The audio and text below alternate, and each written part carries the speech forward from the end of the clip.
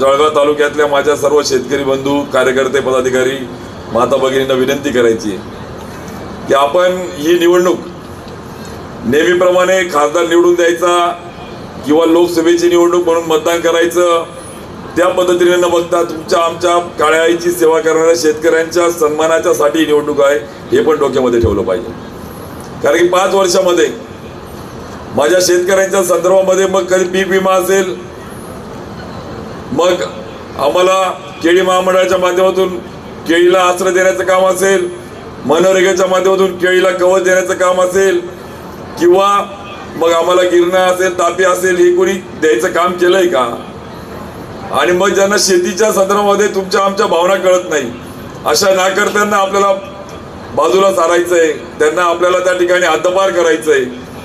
अबकी बार 5 लाख पार म्हणणाऱ्यांना आता अबकी बार करम पवार हे चित्र आपल्याला त्या ठिकाणी करायचं आणि म्हणून क्रांतीची मशाल आपल्याला हातामध्ये घेऊन त्या ठिकाणी काम करायचंय. त्यासाठी आपल्या या मेळाव्याला आपण सगळेजण एक रचनात्मक मग आपलं बूथ इलेक्शन स्ट्रॅटेजी प्रचाराचं नियोजनासाठी आयोजित केला हा मेळावा आपला आहे. पण आज मला या ठिकाणी सावंत साहेब आप्पा मला बोलायला विषय आवडेल, गुलाब भाऊने आवर्जून सांगितलं की माझ्या बंधू भगिनीनं एक लक्षामध्ये घ्या, 1150 कोटी रुपयाचा पीक विमा आपण 4 वर्षामध्ये तूर, उडीद, मूग, कापूस आणि केळी, संत्री मोसमसाठी मिळवला. सगळ्यात जास्त जळगाव तालुक्यात त्याच्यातला वाटा. आणि ऐतिहासिक काम जे काही शेतकऱ्याच्या साठी करण्याची संधी आम्हा सगळ्यांना जी मिळाली त्यासाठी मला तुम्हाला एक लक्षामध्ये आणून द्यायचंय, आपला तालुका बऱ्यापैकी केळी उत्पादक त्या ठिकाणी तालुका आहे.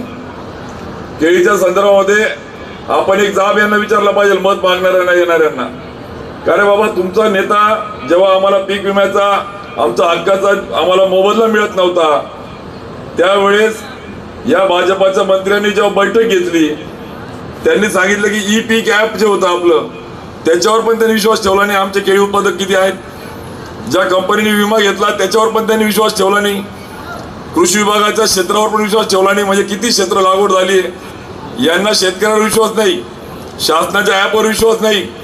यांनी त्या बेंगलोरच्या, हैदराबादच्या कुठल्या कंपनीला सांगितलं बाबा रे तुम्ही सॅटेलाइटद्वारे शोधून द्या की नक्की किती लागवड होती कपाशीची. म्हणजे ही शेतकऱ्यांची अवलाद आहे का आधुनिक इंग्रज आहे हे पण आपण लक्षात. महाराष्ट्रात चालू असलेल्या राजकारणाची, लोकांमध्ये जी चीड असेल, या सगळ्याची जाण आपल्या साऱ्यांना आहे. मी पुन्हा त्या विषयावर आज येणार नाही.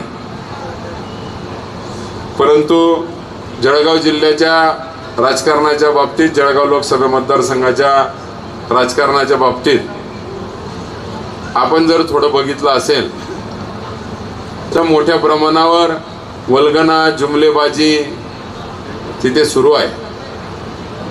मान्यवरांनी सांगितलं, सावंत साहेबांनी मतदारसंघाचं गणित सांगत असताना सांगितलं आपल्या साऱ्यांना. याच्या आधी देखील एक छोट्या छोट्या बैठका अशाच प्रकारच्या सावंत साहेबांनी उमेदवार नसताना घेतल्या.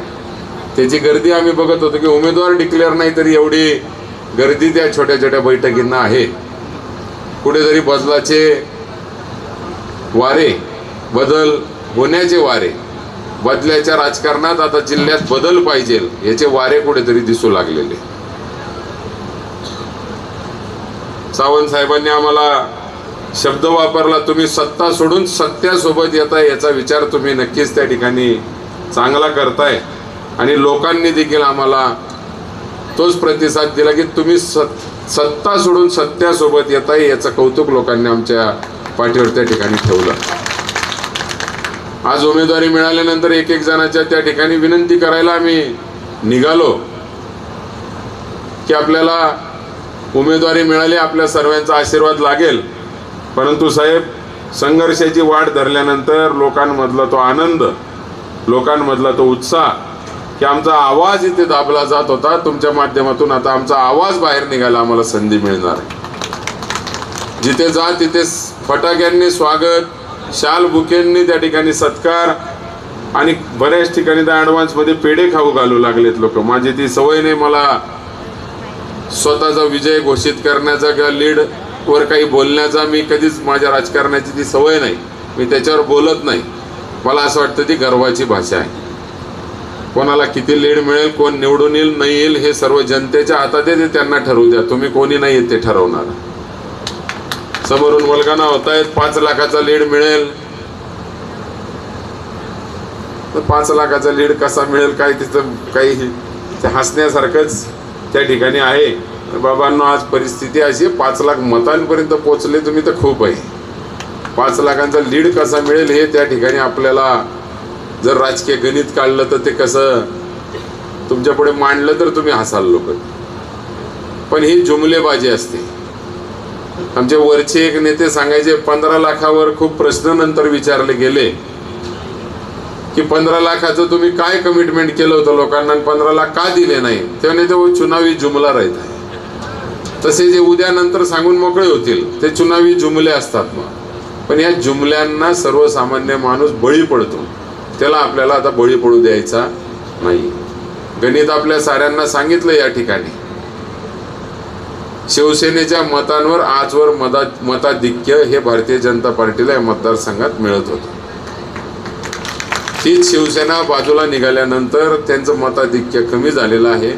4 लाखचा लीड जो होता, 4 लाखचा लीड कमी करायला 4 लाख मतं नाही लागत, 2च लाख मतं लागतात. 2 लाख मतं कमी झाले की ते बरोबरीच्या सामन्यात त्या ठिकाणी तो सामना रंगतो. बऱ्याच लोकांना माहीत नसतं. उचलली जीभ लावली टाळवला, हा मला 4 लाखचे लीड 1 लाख कमी होऊन जातील, काय फरक पडेल. आणि तसं राहतात. 1 लाख कमी झाले म्हणजे 2 कमी होतात, 2 लाख कमी झाले म्हणजे ते बरोबरीत येतात. आज शिवसेनेच्या ताकदीवर इथे बरोबरीत फाईट आलेली आहे. अशी ह्या मतदारसंघाची परिस्थिती आहे. शेतकऱ्यांचा विचार करता अजून शेतकऱ्यांची मतं निघायची बाकी आहेत. अनेक वर्ग त्या ठिकाणी नाराज आहे. आणि मीडिया इथं आपल्याला रेकॉर्ड करते म्हणून सगळं उघडं केलं म्हणजे समोरचे जागृत होऊन जातील कुठे दाबायचे म्हणून जास्त बोलणार नाही. त्याच्यामुळे इतर वर्ग जो आहे, जो दाबला गेलेला वर्ग आहे, आमच्या भारतीय जनता पार्टीतला शेवटचा कार्यकर्ता आम्हाला फोन करून व्हॉट्सअप कॉल करतो, तो घाबरतो, तो आमच्याकडे टॅपिंग होतं, कुठेतरी रेकॉर्डिंग होतात, कोणाचे तरी काय म्हणतात त्याला ते फोन टॅप केले जातात, मेसेज करतो, व्हॉट्सअपला सांगतो की तुमच्या निर्णयामुळे आता खालच्या आमच्यासारख्या कार्यकर्त्यापर्यंत विचारायला लागलेत. नाही तर ते भानावर होते मोदी लाट हे सर्व होऊन जातं, काही कोणाची गरज राहत. मोदी लाटच्या भरोसे हे लोक निवडणूक लढणारे, कोणाचेही आम्ही तिकीट कापू शकतो, कोणाचंही काही करू शकतो, अशा डोक्यात विचार ठेवून हे त्या ठिकाणी काम करतात. परंतु लाटेवरचे नेते पाटेपर्यंत कधीच टिकत नाही. हा इतिहास त्याच्यासाठी गवाह आहे. उन्मेषदादाचं तिकीट काटायला 17-18 दिवस आम्ही प्रश्न विचारले, का तिकीट कापलं, उत्तर मिळालं नाही. शेवटपर्यंत उत्तर त्या ठिकाणी मिळालं नाही. आणि शेवटी आम्ही निर्णय घेतल्यावर काहीतरी उत्तर त्या ठिकाणी द्यायला लागले. 15 दिवसातच आमची नाराजी दूर केली असती की आमचं तिकीट तुम्ही काय त्या ठिकाणी का. मागच्या 20-25 वर्षात असा खासदार झाला नाही. असे खासदार उन्मेषदादांच्या माध्यमातून या मतदारसंघाला मिळालं की आता ज्यालाही खासदारकीला उभं राहायचंय, पहिले सगळं धकून जात होतं, परंतु आता विकासावर बोलावं लागतंय, विकासाचे मुद्दे मांडावं लागतायत.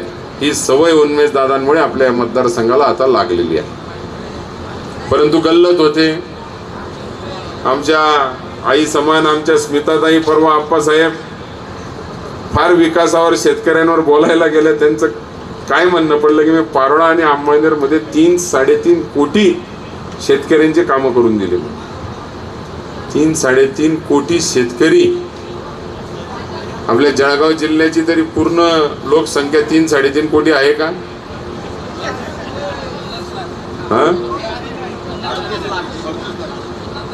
उत्तर महाराष्ट्राची जर केली तर त्याच्या जवळपास कुठेतरी जवळपास येईल, पूर्ण भरणार नाही.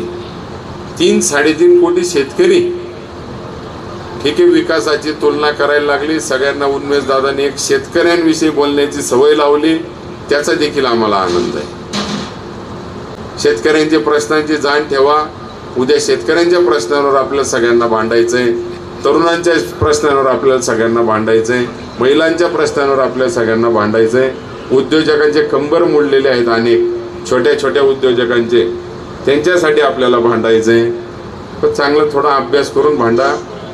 उगाच काहीतरी उचलले, जीभ लावली टाळूला 3-3.5 लाख कोटी, 3-3.5 कोटी शेतकऱ्यांना. आणि किती लोक आहे तिथं, काय आहे, थोडा अभ्यास करून. आमच्या ताई त्या ठिकाणी बोलतायत 23 तारखेला मला मतदान करा. 13 मेला मतदान आहे, 23ला मतं मागताय. मागच्या वेळेस सारखी त्यांना भीती वाटू लागली काय की परत 23ला शेवटच्या 2 दिवसात परत काही प्रॉब्लेम होतो की काय. मला वाटतं काल नेत्यांनी उत्तर दिलंय त्याच्यावर की आता हे तिकीट बदलणार नाही. तिकीट बदलायच्या गोष्टी 10-10 दिवस केल्या. एक उमेदवारी डिक्लेअर होताच 10 दिवस 12 दिवस ते तिकीट बदलायचेच वारे चालले. मग एवढे सर्वे, एवढ्या मिटिंगा, दिवस रात्र मिटिंगांना घुमालतात. ते 4-4 वेळा तर मिटिंगा ठेवतात दिवसभरातून. कोण आहे का इथं भाजपमध्ये आता प्रवेश करणार ते कोणतरी? कुठे आहे कोणते लोक? मसावतचे लोक या ठिकाणी आले आहेत कोणी? किती वेळा मिटिंगा घेतात दिवसातून? हा, मग एवढा सर्वे, एवढं हे काय करतात काय? आपण मुंबईहून इथं ट्रेननी येत नाही तोपर्यंत तिकीट बदलायच्या. या ठिकाणी टीव्हीला बातम्या आम्ही ट्रेन मध्येच बघतो. आणि मग अजून जिल्ह्यात तर येऊ द्या,